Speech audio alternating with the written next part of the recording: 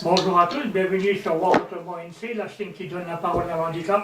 Ben voilà une nouvelle vidéo, on va parler logiciel pour malvoyants. À l'heure actuelle, là, je suis avec Christelle, celle qui a fait ce logiciel avec plusieurs de ses collègues. Donc bonjour Christelle. Bonjour. Alors tu peux nous expliquer un petit peu consiste en quoi ce logiciel que tu as mis en place? Alors du coup, moi je suis ergothérapeute déjà pour commencer, je suis passionnée d'informatique et je me suis heurtée dans ma carrière au fait que les logiciels qui existaient pour apprendre la frappe au clavier, soit ils n'étaient pas très chouettes en termes d'investissement personnel, c'est-à-dire que l'utilisateur s'ennuyait vite, avait du mal à accrocher, et aussi au niveau des paramétrages, il me manquait beaucoup de choses. Donc du coup, j'ai développé FacileOrdi, qui est un logiciel d'apprentissage de la frappe au clavier. Alors, c'est quand même orienté pour les enfants, mais ça peut marcher pour tout le monde qui a envie d'apprendre à taper au clavier. Donc on a dans un premier temps deux modules qui permettent de travailler directement les lettres avec chacun des paramétrages. Ces paramétrages, en fait, on va pouvoir venir cocher plein de choses ou décocher surtout plein de choses pour permettre aux personnes, que ce soit en situation de handicap ou pas, d'adapter le logiciel en fonction de ses besoins. Donc là, par exemple, dans le cas de la déficience visuelle, on va pouvoir enlever l'arrière-plan parce que sinon, il y a un petit arrière-plan avec des montagnes. On peut changer la couleur de fond, voilà. On va pouvoir aussi adapter la police en fonction de l'utilisateur, comment il va être le plus confortable avec telle ou telle police.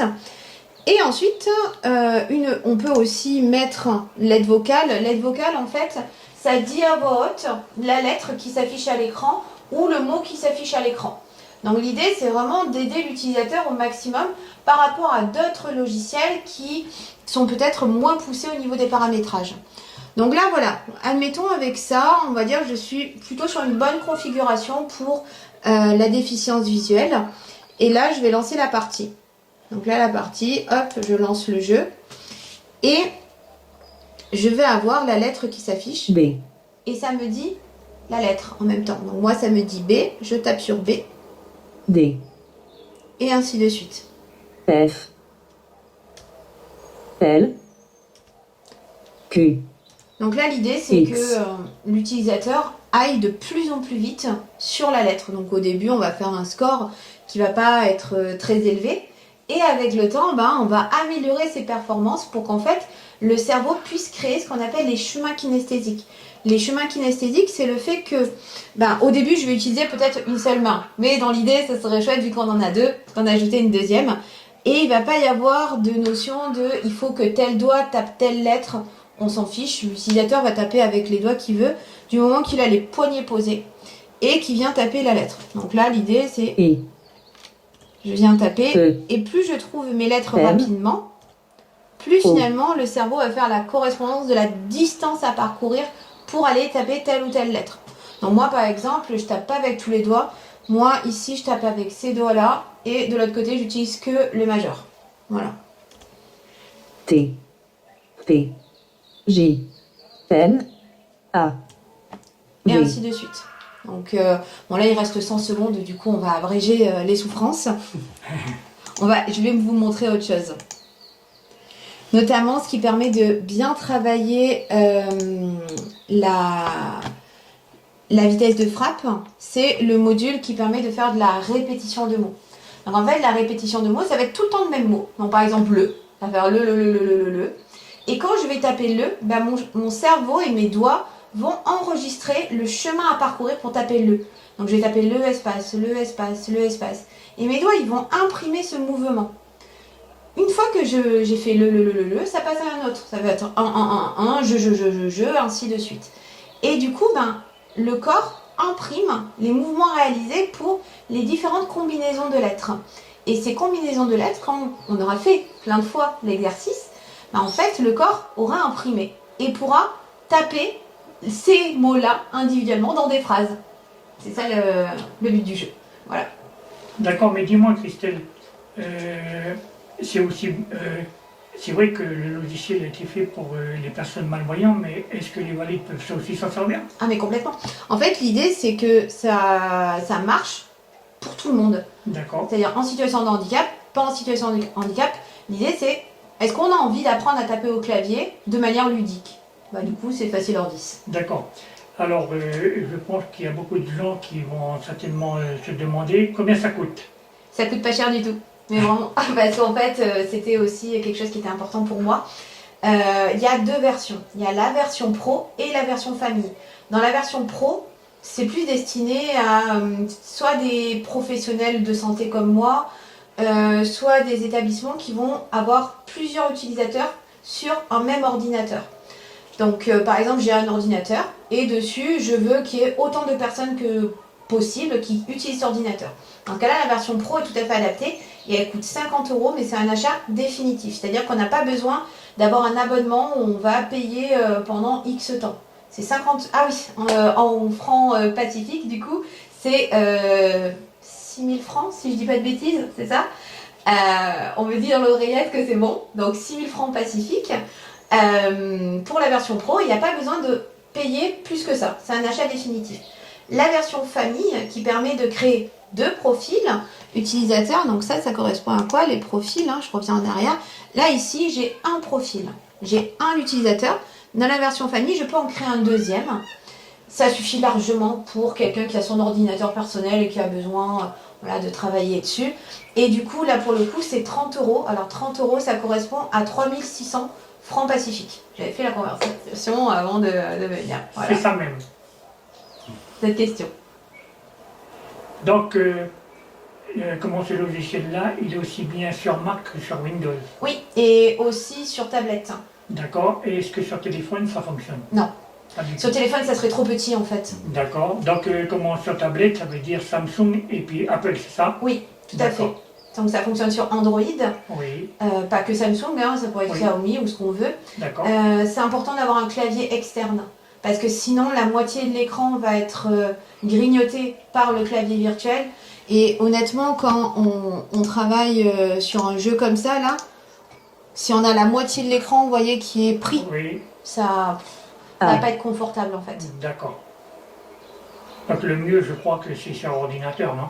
Le mieux, c'est sur ordinateur, mais il y a des gens qui Oui. vont avoir un iPad, un clavier externe, et ça peut le faire tout à fait, ça marche. D'accord. Et il y a même un truc que j'ai développé en plus, c'est des stickers. Donc là, bon, ils sont emballés, mais en fait, on vient les décoller un à un, et on vient les coller sur le clavier. Ça peut permettre de faire la correspondance encore plus rapide entre la lettre qui s'affiche à l'écran et son emplacement sur le clavier. Parce qu'en fait, bon là, on l'a laissé en noir pour les personnes qui vont être déficientes visuelles. Mais sinon, on peut avoir les lettres qui s'affichent aux couleurs du clavier. Donc là, par exemple, le A, il serait affiché en vert. Pour indiquer à l'utilisateur, c'est le côté gauche. D'où main droite, main gauche. Main gauche pour le côté vert et main droite pour le côté rouge. Au milieu, on a quelques lettres qui sont en bleu. C'est parce que c'est on va dire la zone neutre où on peut taper main droite ou main gauche. D'accord. Eh ben, écoute, Estelle, je vois que finalement, je vais pouvoir me débrouiller quand même avec, là, parce que bon, j'ai fait un essai tout à l'heure, mais voilà, après, je crois que c'est comme tout, il faut s'habituer, et puis il faut en manger pour devenir un pro. Ouais, c'est ça. Puis il faut essayer, il faut y mettre les mains dedans, voir. Nous, on a vraiment fait des paramétrages au maximum pour que les gens puissent se l'approprier, justement. D'accord. En fonction de leur difficulté ou pas, en fait. D'accord. Et donc, les gens vont se demander où ils peuvent s'acquérir ce logiciel. Alors, dans Google, il suffit de taper Facile Ordis. Donc, facile, avec une apostrophe, et Ordis, parce qu'en fait, c'est O-R-D-Y-S. Parce qu'en fait, initialement, j'avais plus développé pour les dyslexiques, dyspraxiques, dysorthographiques, tout ça. Et je me suis aperçue que finalement, en fait, il y avait plein de gens à qui ça pouvait servir. D'accord. Donc voilà, Facile Ordis. Donc là, il faut écrire 1. Donc, ça l'a pas mis en majuscule. Donc, UN, espace, on est parti, Michel. Allez, on est parti. Espace. Et on le fait plein de fois jusqu'à ce que on ait bien retenu le chemin.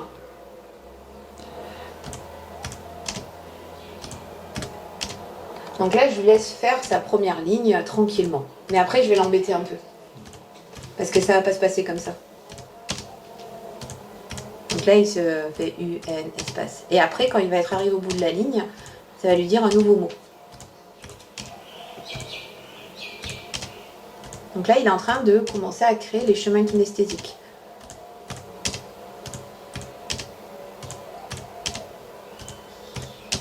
Du. Ah, ça a changé. Donc là, ça nous a dit du. Donc là, hop. Donc cette fois-ci, Michel, le but du jeu, ça va être... On va reculer légèrement ça. Et il faut que les poignets ils soient posés. C'est-à-dire que moi, je vois que vous travaillez comme ça.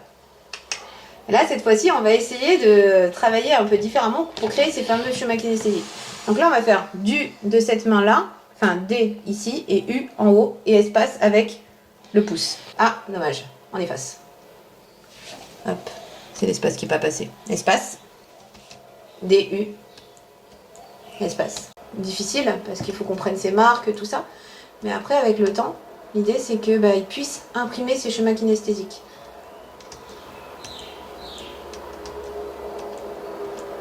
Et ça Or. change. O-R. Or. OR. Voilà, on a fait 6 mots minutes. On va essayer de battre ça à nouveau, Michel. Non, mais parce que moi, c'est mon objectif d'ergothérapeute. J'adore faire mieux. Donc là, on fait recommencer, on est reparti. O-N.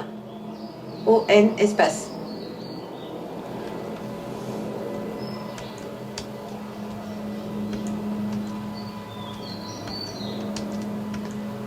Ah. Là, il faut effacer.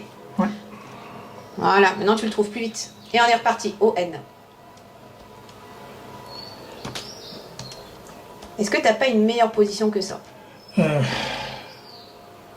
Parce que là, par exemple, ce que tu es en train de me faire, c'est utiliser ta main gauche sur mes lettres qui sont à droite.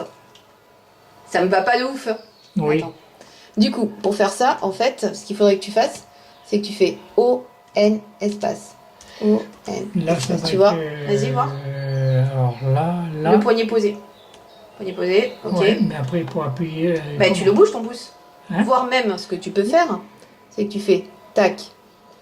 Attends. Tac. Et le pouce. Ouais. En fait, c'est à toi aussi de voir, de tester. Ce qu'il faut, c'est que le poignet soit posé, quoi qu'il en soit. Parce qu'il n'y a que comme ça que ton corps va pouvoir imprimer où se situe la lettre et de combien il faut se déplacer. Et là, maintenant, si tu arrives à regarder l'écran, c'est encore mieux.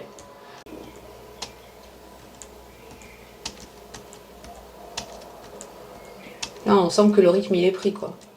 Attention, ça va changer. On arrive au bout de la ligne. I. Ça change. Ni. Ni. Ni. N-I. Ah. Alors. Vois comment tu te mets. Là. Ouais. Et là. Allez. Impeccable, hein. En fait, c'est l'utilisateur de trouver. O. Et tu vois, tu étais à 6,6 et là, tu es à 7. Donc, de 6,6 à 7, il y a un progrès. Donc ça, c'est comme ça qu'on va créer les chemins kinesthésiques, notamment grâce à cet exercice. Cet exercice-là et l'exercice d'avant, je trouve que c'est les plus importants. Les autres, ils sont bien aussi. Mais moi, ergothérapeute, c'est ceux que je préfère. D'accord. C'est ceux qui font le plus évoluer le patient. D'accord. On est bon? On est bon. Vers le bas. Et je peux régler ça. Vu que on a vu que Michel, oui c'est ça, Jean-Michel, je me mélange un peu. Hein. Michel, Oui. tout à l'heure, il nous a fait presque 3 mots minutes. Du coup, je vais régler comme ça. Je vais pas le mettre à 6 parce que 6, ça serait trop rapide pour lui. Donc, je vais descendre ça jusqu'à ce que j'atteigne une vitesse que je trouve bien. Puis peut-être, je vais dire que je suis de bonne humeur. Je vais mettre à 2,5. Je vais mettre à 2,5. Ici, là, je peux augmenter la taille des lettres pour qu'elles soient à 200%. Donc là, je l'ai mis le plus gros possible. Je vais lui remettre la police Michel. Oui. Ici, c'est la zone de jeu. La zone de jeu, je peux la mettre plus ou moins grande. C'est-à-dire que soit je considère qu'il va faire les lettres, elles vont tomber sur l'ensemble de l'écran. Oui. Ce qu'il faut faire un balayage visuel très grand. Soit je vais dire, on va réduire pour faciliter à l'utilisateur. C'est-à-dire que je vais faire tomber que au milieu. D'accord. Donc par exemple, dans certaines problématiques de vision, peut-être que tout l'écran, c'est un peu trop grand. Oui. Et on peut le faire plus étroit. Donc là, je vais être sympa, je vais réduire un petit peu. Je vais toujours enlever l'arrière-plan. Les LED colorés, je les enlève puisque du coup, on n'a pas mis les stickers. La couleur de fond, je remets du noir. Oui. On a dit qu'on était bien avec ça. Voilà. Les vies, je les enlève. LED vocale, je vais l'enlever parce que quand il y a les lettres qui tombent comme ça fait plein de brouhaha, de lettres et on sait plus ce qu'il faut taper. Donc là, comme ça, je vais le tenter sans. On va voir ce que ça dit. Puis, ce que je vais faire, c'est que je vais te dire, quand je vois une lettre, je vois le O, je vais te dire oui, hop. Comme ça, tu sais que c'est en haut. Oui. Tu vois ce que je veux dire? On est prêt? Bah écoute, on essaye. Allez, on va voir ce que ça dit. Roule ma poupoule. Alors, le K, c'est JKLM. Ouais. Bah, il faut le taper avant qu'il arrive en bas. M, JKLM. G au milieu, Gérard. I, oui, hop. H, la H de Gérard. Ok. Ah, il va plus vite que ce que je pensais. T, Azerty. Super. J, JKLM. Ah, il faut que je le mette plus vite. Hein. S, QSDF. Donc là, ça tombe. V, Véronique. F, QSDF. R, Azerty. Alors moi, ce qui me ferait plaisir, vu que c'est trop facile, ce serait que tu utilises ta main gauche aussi. Ah, O, ouais. oui, hop. P, oui, hop. Attention, E, main gauche, main gauche, main gauche. Voilà, super. N, BN. Super. Z, Azerty. Impeccable. Comme ça, on fait travailler la main gauche un petit peu. W, on a deux mains. WXC. Ouais. Y en haut. Là, c'est la zone neutre, je dis rien. L, JKLM. C, WXC. Main gauche, main gauche. Super. D, QSDF. Q, QSDF. Là, finalement, j'aurais pu mettre l'aide vocale. X, WXC. B, BN. U, UIOP. A, Azerty. Super. T, Azerty. Ah bah, je surveille. Hein. W, WXC. K, JKLM. X, WXC. Donc là, déjà, on a une belle victoire parce qu'au début, il nous utilisait que la main droite. Là, on va intégrer V, Véronique. B, BN. S, QSDF. I, UIOP. Y. Super. L. Q. D. QSDF. A. Azerty. Voilà, clairement, sur un exercice suivant, je lui mettrai plus dur. Hein. C. WXC. Je pense que je peux le mettre à 3 mots minutes. Allez, c'est parti. Je suis sûre qu'on peut y arriver. On est chaud. Je dis plus rien. Les lettres, elles vont être annoncées. T. N. S. D. Z. A. Y. Non, Y. L. Faut pas retaper la Oui, même oui, lettre. oui. L. C. T. C. B. J. Non, J. M. R. Q. Il en a raté une ou deux, mais c'est pas bien grave. X. I. H. O. V. U.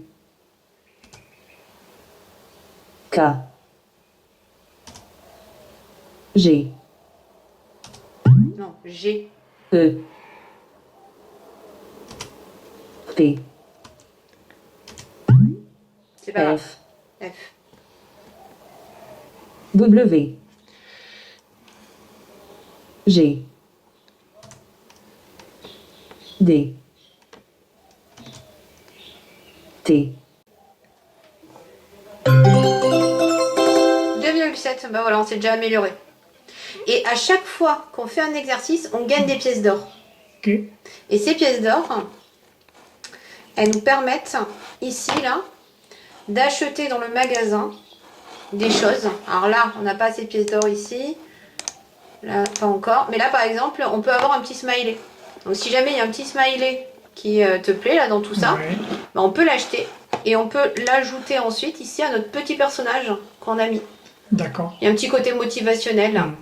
Et plus on va faire d'exercices, plus on va avoir de pièces d'or. Notamment ici, là, on voit que les trucs se remplissent. Donc là, par exemple, si on fait lettre flash, par exemple, on le fait encore 2 fois, on gagne directement 20 pièces d'or. D'accord. Donc ça permet de suite gagner beaucoup plus de pièces d'or et pouvoir acheter beaucoup plus de choses. Voilà, donc là, on a pas mal d'exercices qui nous permettent de gagner des trucs. Bon, là, D'accord. et là-haut, si par exemple on fait encore une fois pluie de lettres, donc on voit les curseurs qui se remplissent au fur et à mesure. Hein. Si je fais faire pluie de lettres, et ben bim, j'aurai 20 pièces d'or. Alors Christelle, paraît-il que tu as une petite histoire à nous raconter. Ouais, j'ai une histoire qui va vous permettre de retenir l'emplacement des lettres du clavier beaucoup plus facilement. C'est-à-dire que moi, par exemple, je suis capable de réciter AZERTY, UIOP, QSDF, GH, JKLM, WXC, VBN. Donc dans l'idée, ça, je peux le faire parce que j'ai appris une histoire. Cette histoire, l'intérêt en fait, ça va être de sectoriser les lettres du clavier. C'est-à-dire que moi, par exemple, quand j'ai un de mes patients qui cherche une lettre, imaginons il cherche le O, et ben je vais lui dire O, UIOP, et il sait que O, UIOP, ça veut dire que la lettre, elle se situe en haut à droite. Il ne va pas la chercher ailleurs. Ça lui permet de sectoriser les différents endroits du clavier. Donc en fait, cette histoire, c'est que on va imaginer que le clavier, c'est comme un immeuble avec des familles qui habitent dedans. Et puis ces familles, comme dans beaucoup d'immeubles peut-être, elles se sont fâchées et elles ont repeint un côté du clavier en vert et un côté du clavier en rouge. Donc en fait, tout simplement parce que le côté vert, c'est pour la main gauche et le côté rouge pour la main droite. Donc ça, parce que j'ai des lettres par ici, hop, ça va avec ces histoires de stickers. C'est-à-dire que l'idée, c'est qu'on va venir coller ces stickers sur le clavier pour dire que on a un côté vert, un côté rouge pour que juste main droite, main gauche. Parce qu'en fait, c'est un petit peu compliqué de faire ces entraînements où on fait sur certains logiciels FF, JJ, espace. C'est voilà.